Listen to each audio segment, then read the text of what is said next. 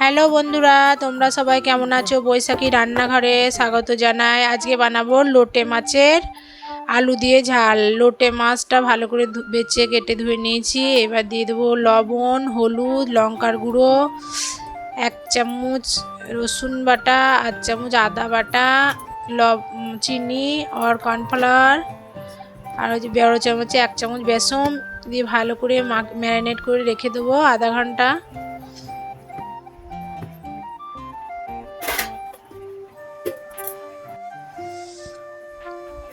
আধা ঘন্টা হয়ে গেছে। কড়াই তেল বসিয়ে দিয়েছি। এবার একটা একটা করে লোটে মাছগুলো ভেজে নেব।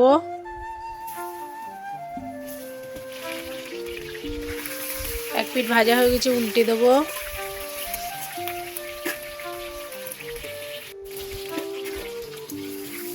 এইভাবে সব মাছগুলো ভেজে নিয়েছি।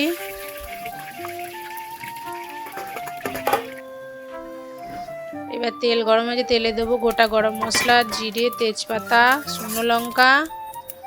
ভালো করে ফোড়নটা ভাজা হয়ে গেলে দিয়ে দেবো আলুগুলো একটু নেড়ে চেড়ে 2 মিনিট ভাজা হয়ে গেলে দিয়ে দেবো পেঁয়াজ।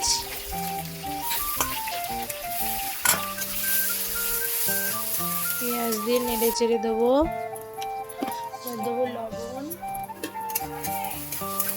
লবণ দিয়ে ভালো করে নেড়ে চেড়ে দেবো 1 চামচ আদা বাটা, রসুন বাটা দিয়ে 2 মিনিট নেড়ে নেবো। আবার দিয়ে দেবো টমেটো কুচি দিয়ে ভালো করে নেড়ে এবার দেবো হলুদ 1 চামচ, 1 চামচ লঙ্কা গুঁড়ো, 8 চামচ জিরে গুঁড়ো, 8 চামচ ধনে গুঁড়ো, অল্প পরিমাণে জল দিয়ে ভালো করে মশলাটা কষিয়ে নেব।